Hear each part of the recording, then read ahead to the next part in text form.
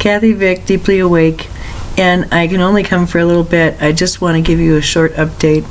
I've really been doing a lot of work in astrology, and I want to kind of fill you in on what's been going on energetically the last couple of weeks and where I'm at, because I'm in a much different space than I ever expected to be. I want to remind folks that in, I guess it was July, I did a meditation because it was so uncomfortable. Jesus Christ, it was like my hair was on fire all the time, and it was like, it felt like emergency time. I don't know why, but it was really uncomfortable. And I knew it was just a mood state. It was just something that was going on, and I figured it was an energetic thing, so I went into meditation. And what I naturally went to was the solstice, and I kept seeing two bars and then a round orb that was white, and it was lit up. The whole thing was lit up, and the orb, and then I would hear the words, "Behold, a new consciousness is born." And then I would also hear the word manger a lot. And that's what I had been getting before this meditation. And in this meditation, I went to the solstice and I felt such relief. It was so strong, and it was in like every aspect of my life, and I felt so complete. And I confided in Melissa that meditation truly scared me. I mean, way, way, way down deep. Because I could not figure out how I could feel that good and still be in my body. And especially in the relationship area, I just could not figure out how I could find peace. But there were a lot of things that were just so out of joint. And so I thought that was a sort of just like a sweet kind of warning of get ready. Just get ready. It's going to happen now. That was the message I got. That I needed to get ready to die because I couldn't feel that good and be in my body. And I was working on that as I was finally seeing physicians after 5 years, and having trouble with breathing, not feeling quite strong, feeling like debilitated, and worrying about my general health. And I'd been told I had a growth in my pelvis in March, and I hadn't been able to do anything about it. So here I am finally getting tests. And it was the night before the solstice that it all came together. And it was kind of an abrupt thing. It all happened very quickly.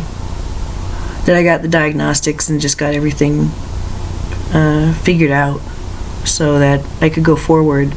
And I would know if my meditations had taken, because I'd finally decided no matter what, I want to stay. I'm willing to stay. And even though there's challenges right now, and they really tickle me, I want to stay. And so I wasn't really sure if those meditations were going to stick. And it was the night before the solstice that my doctor called me and confirmed the last of the tests. My blood work was great. It was perfect. No dehydration, no malnutrition. Everything's working great. Everything's normal. My hips, well, they're ground down to like dust. It's gross. I won't go into detail. And I have arthritis, doy. My orthopedic surgeon, when I was like in my teens, said, "Hey, get ready, you're going to have arthritis when you're older." Well, all right, there you go. I guess whatever. It's the price you pay for having been active in your youth or whatever. And the growth, totally benign. It's just an older lady who's very creative and wanted to create something in her womb. Isn't that sweet? Aw. I have a ride along. I got to see it on the ultrasound. Aw. And you know what? I got to see the internal of my organs. And I looked at my holiest of holies. And it was sort of a profound moment. Because I found myself so beautiful. Just, that's the only word. And I thought to myself, this is what all the boys go for. I can see why. I can see why. It was just really great. And I saw my ride along. Hello. And then the doctor said, oh, well, you fit the screen. I just used frank language on a Friday and said, I gotta know. Because these are fears that plague me. And I have trouble breathing. And he said, oh, well, how many pack? What are you? What a pack smoker? I don't know. I've been smoking about a pack, maybe more, a day for 40 years. And I'm 56. And he went, boop, boop, boop, boop. Oh, you qualify for a low-grade radiation test to see if you have early-stage cancer. Want to go? Yeah. And that appointment just plopped in my lap, leading to Solstice Eve. Dinner with my sister and my dad at a fancy restaurant, where I told them the news that my lab work is great. As predicted, my hips need some help. I have a little thingy riding along with me that's kind of nice, and I'm cancer-free. So it's time to get serious and get ready for a bionic hip. I want one that'll make me shoot lasers. Wouldn't that be cool? All right, so that's the deal. When I'm at peace, and I can see where I make my own not peace, and I can see why. And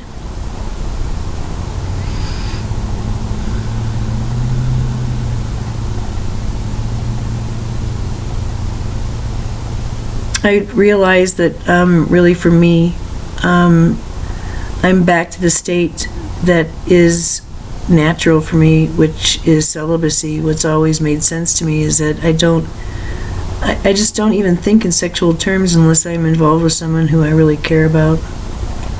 And they've got to be pretty special for me to care about them in that way. So, that kind of relationship comes into your life and changes. I can only speak for myself, changes me. And sometimes it stays and sometimes it doesn't. And it's always been my belief and my hope that kind of love can stay and just grow, because it creates things and it's a safe zone. So relationship for me has always been very spiritual. I couldn't really help to do anything but that. And so when it comes, it comes.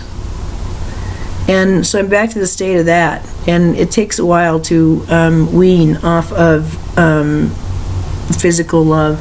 It takes a while. And it takes some bad experiences sometimes. And some not bad but not great experiences. And I'm just not hungry enough for human interaction to hang with somebody who doesn't understand me and really doesn't want to. Why? So they can have access to my body because it feels good? Wow. No. No. I think not. So I'm back. And that's nice, because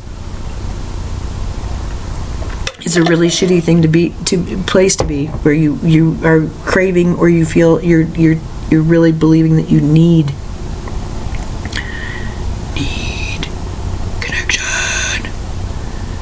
And because I've been coupled very infrequently in my life, and so for me it's always been like this daydream that I could have a relationship where it was somebody who really can't get enough of me and loves me and will do stuff for me because they love me. Huh? What? And that happens with my friends more and more. And it's something that's new to me. And it always shocks me. And I see that I'm more than willing to do that with everybody. And so I've realized I don't know the impact of my behavior. I don't realize it. Because that's important to give. It's very good to give. But I have, I'm a complicated gal. So I want to leap into astrology now, because the I had a craving at one point. I saw that I had an exit. I'm powerful enough that if I wanted to have created a cancerous space, I could have in time for that scan. Okay? I'm like that. But I was afraid that in my fear that I would create something like that. So I reached panic levels because I am aware that I can manifest things. And I have been manifesting things in my body since I was a child. So I consciously chose to stay, even though I have in my life a constant irritant. Because, and it's what's funny to me is that it is like scripted for this new natal chart. So I want to explain that one of my choices for staying here was I need to find peace in my home. I need to come to an understanding of what the hell is going on here and to find a way to live with this. And because it's intolerable to me, 1111. It's intolerable. And that was following me around. And it's like, it's been a very holy time. It's like a time when everything has come together. Around this time of the Solstice Eve, I was doing my research on astrology. Because I figured if I could figure out what is going on here with my son and I, because he's just an angry boy. God, he's such an asshole sometimes. And he knows it, and I know it. We talk about it, but it's awful. And I can be an asshole to him too, and that's just shocking. Oh my God. And we have a very odd relationship.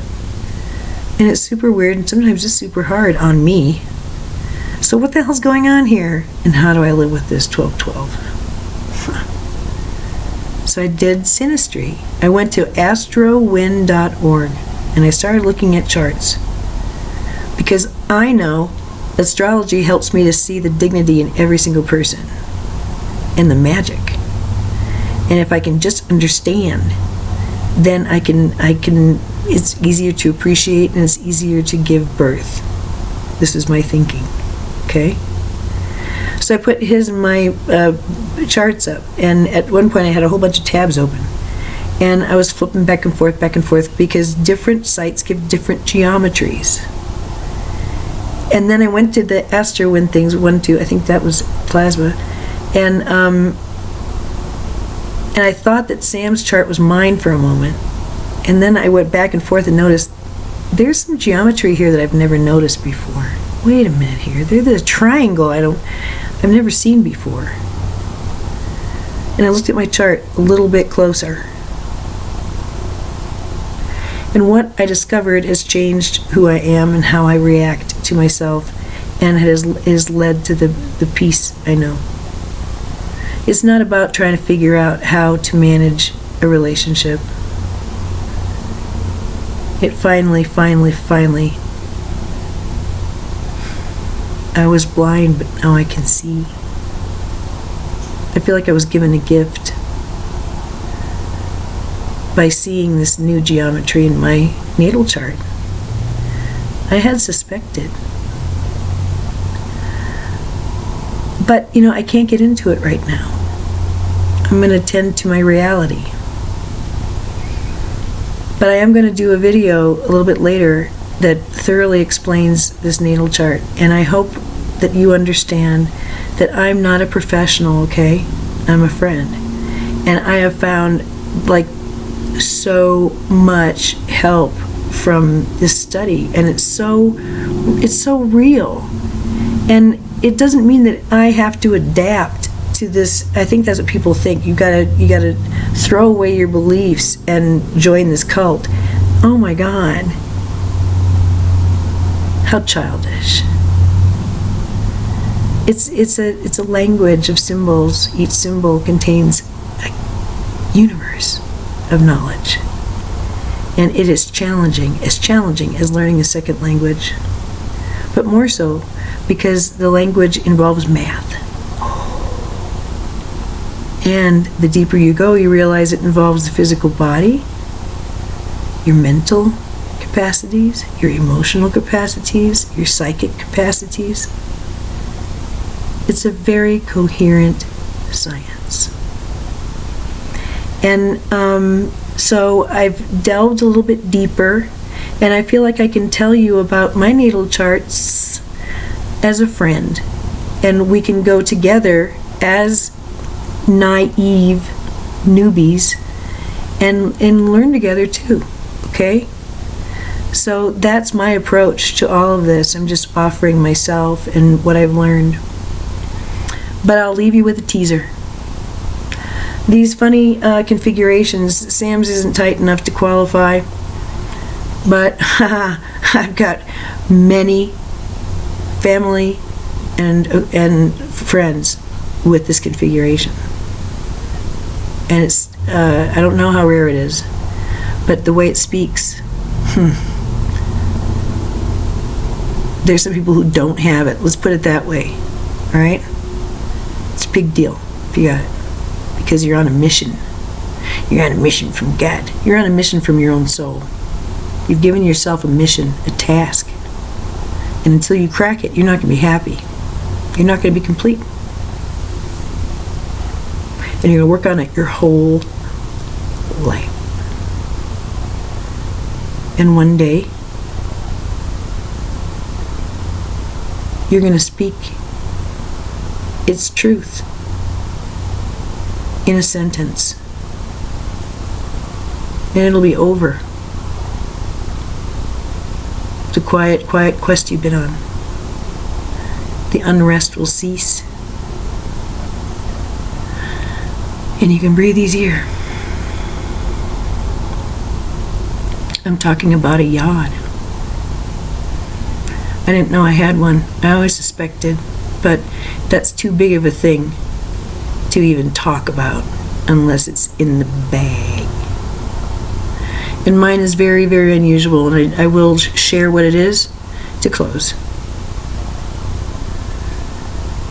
I see the way it gets fed and where it gets its power is a point that is part of a sextile. Okay, so let's not talk scary. Let's talk like it looks like a pizza slice or pie slice.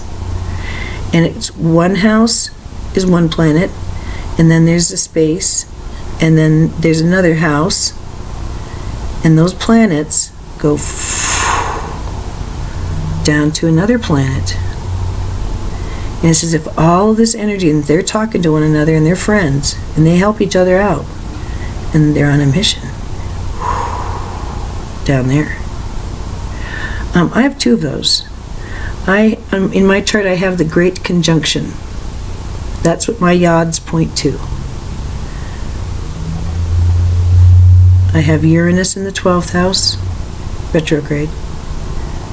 The moon in the 10th house, pointing down. 23rd degree down to Saturn in Capricorn at the 25th degree, and Jupiter in Capricorn at the 26th degree. There's also one involving Mars and Jupiter, and then Mars and my vertex. Oh, the only stable one that feeds everything is Uranus in the 12th house.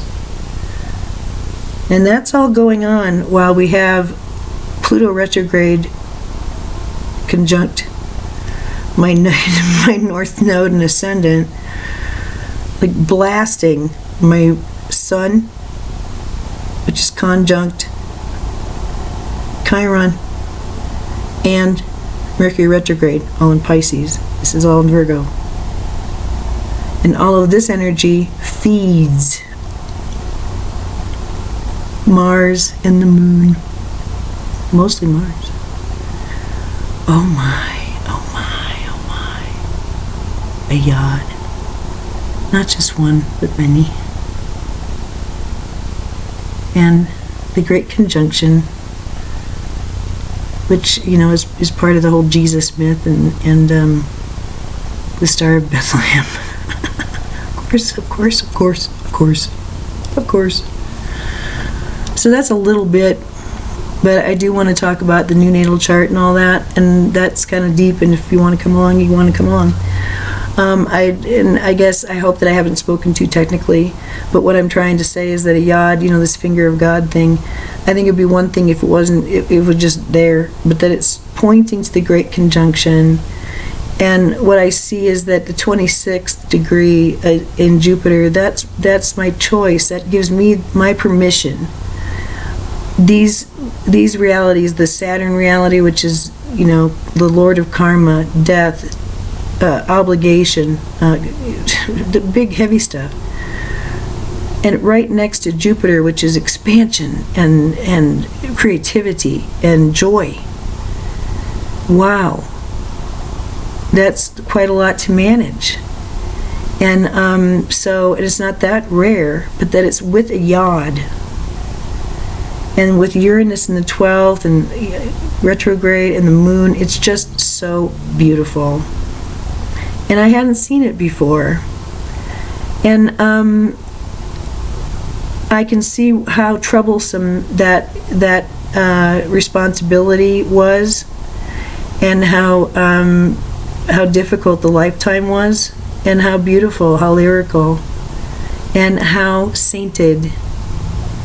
It's a special lifetime, and it's not one I dispose of. I walk with it. I am that. I love how Sam said, don't say you're a Taurus, say you are a Pisces with Taurian influences. And I'm really glad that he said that to me, because now I can really own that. I'm really proud of what I've done this last lifetime. It's really quite beautiful, and I'm very proud. But I realize that I stand as my work. And so that's why, I guess, to me, writing a novel or doing something else is a way to sort of say, yes, this is one way of doing it, and I'm really super glad I shared it. And I always knew there would be a finish. I always knew it would end. Why else begin? And I knew that, if I were talking about ascension, then I'd be talking about, a spiritual, not accomplishment, what would that be called? Attainment, I guess, or just peace, for Christ's sake. I just wanted some peace, for Christ's sake. And I have that now. So that's kind of neat. And it came primarily from the astrology, because I can see a lot more, and I can appreciate that every single person has a treasure trove in their astrology. And for me, none of it matters. None of it. It's all wanking if you can't apply it to your daily life. And that's what I've really been trying to master and then give away, because it has to apply and help. And in this case, it has. So that's all I really have to say. I hope that you're having fun. I find that things are really as complete as I expected. I'm cancer-free. I just can move forward with my life. I am cool with being celibate. I'm cool with my natural state of stating it out loud, and just, and I basically know what I want to say yes to and what I want to say no to. And I really feel like I walk around in a candy store. People treat me like different, like I'm a movie star or something. It's really fun. It's very unexpected, but it's fun. I'm not going to say no. And I love my life, and I don't anticipate it falling apart. And this is the first time in my life I can say that, because I always before things fell apart. And things are only going to get better, and it's mainly because I feel so differently about myself. It's just really new. So the best I can do is share my reality with you, and hope from the bottom of my heart that no matter what you're confronting, no matter what you're facing, I have friends who are in, my heart goes out to them, and I pray for them, and I love them, because they're having a hard time, and they're losing a lot, and they're grieving. And it isn't easy. And it isn't a time to celebrate. It's a time to take it all in and realize how fleeting all of this has been and is. And in the end, what's really, really important here. In a flash, it can happen. Some people are just carrying heavy loads.